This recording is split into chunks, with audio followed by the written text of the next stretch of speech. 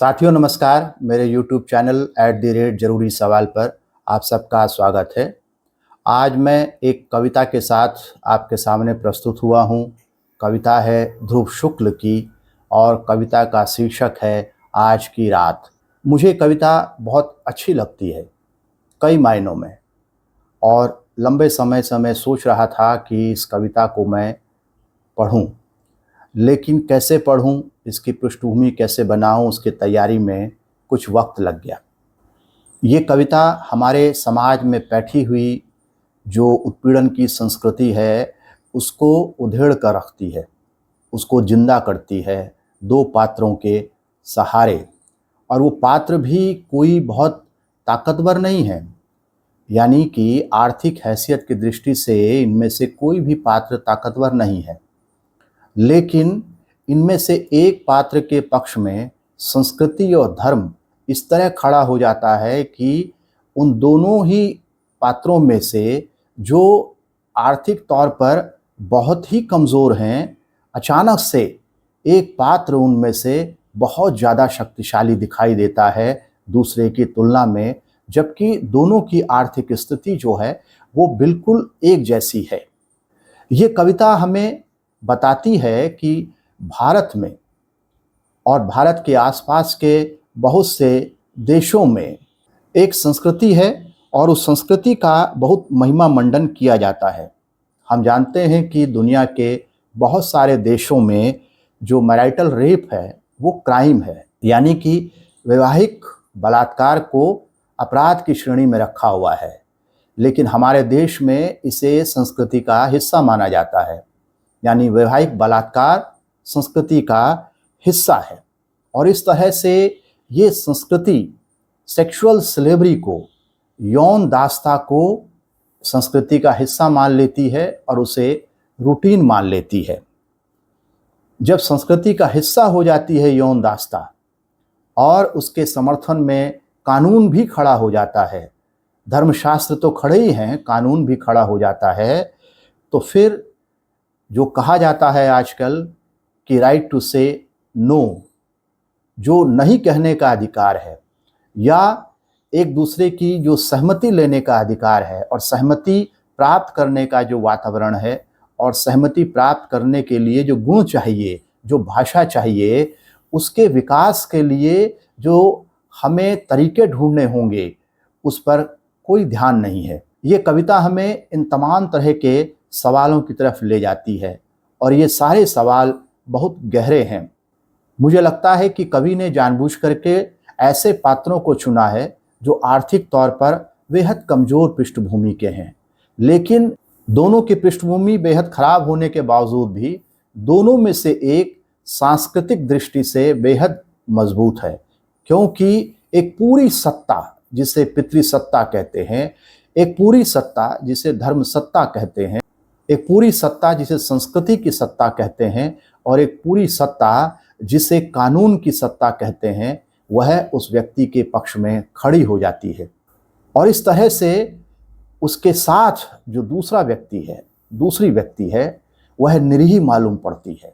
इन तमाम सत्ताओं से लैस आर्थिक रूप से दरिद्र व्यक्ति उस दूसरे दरिद्र के सामने विशालकाय हिमालय की तरह लगता है। तो ये कविता क्या है, इसे समझने की कोशिश करते हैं। और मैं इस कविता का पाठ करते हुए बीच में कुछ कहता हुआ भी चलूँगा।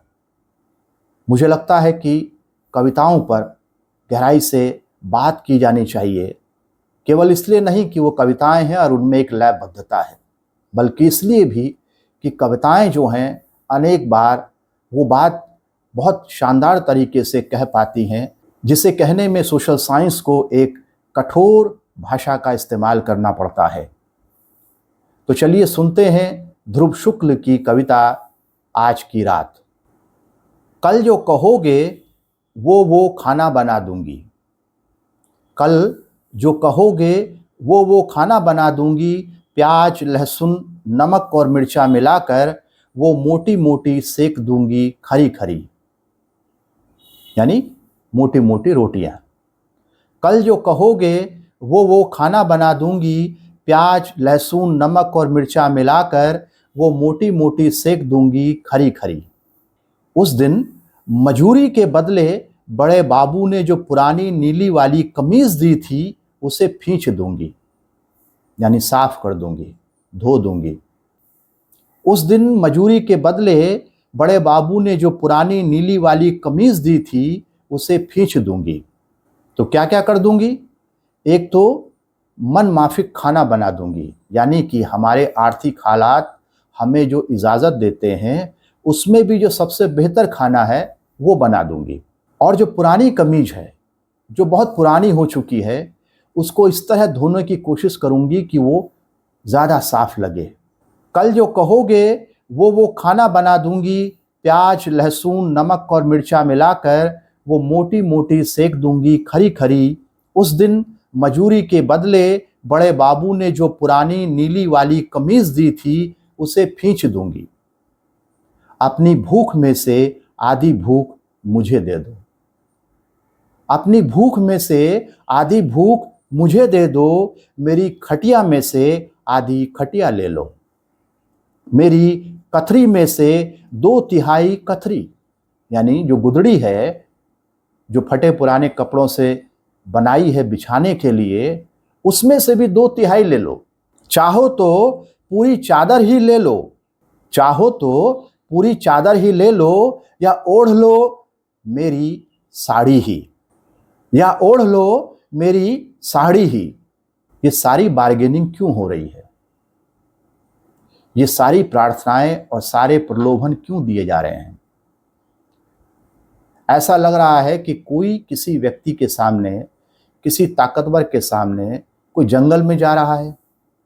ऐसा लग रहा है कि कोई व्यक्ति किसी जंगल में जा रहा है, किसी रात के अंधेरे में बंद गली से गुजर रहा है और उसे किसी ने पकड़ लिया है, और अपने आप को छुटाने की एवज में वह उसके सामने कई तरह के प्रस्ताव रख रहा है कि चलो मेरा पैसा ले लो, मेरा बटुआ ले लो, मेरा फ़ोन ले लो, लेकिन मुझे छोड़ दो। कुछ इस तरह की स्थिति इस कविता में हमें दिखाई दे रही है। ये कौन है जो ये प्रस्ताव रख रहा है? ये कौन है जो उस बंद गली में फंस गया है? और ये कौन है जो उसका रास्ता रोक करके खड़ा हुआ है?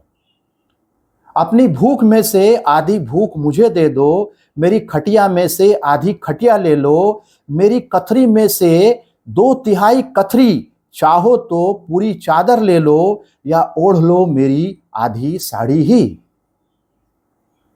जहां मन हो वहां मेरे बदन पर रख लो हाथ, मेरी नींद में से आधी नींद ले लो। जहां मन हो वहां मेरे बदन पर रख लो हाथ, मेरी नींद में से आधी नींद ले लो, लेकिन हाथ जोड़ती हूं बगल में सोए बिट्टू की कसम।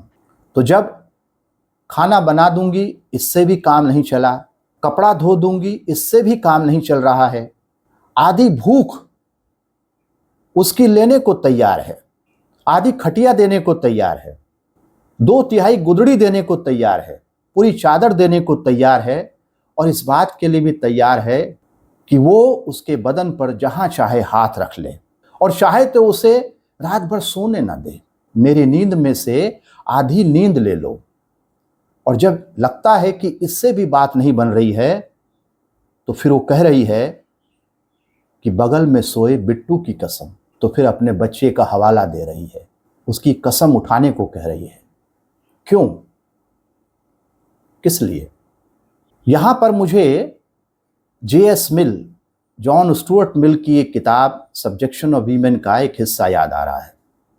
J.S. मिल अपनी किताब में लिखते हैं कि कल्पना कीजिए दुनिया के सबसे गरीब आदमी की, कल्पना कीजिए दुनिया के सबसे अपराधी किस्म के आदमी की, लेकिन उसके पास भी एक दास है। स्त्री के रूप में उसके पास भी एक दास है।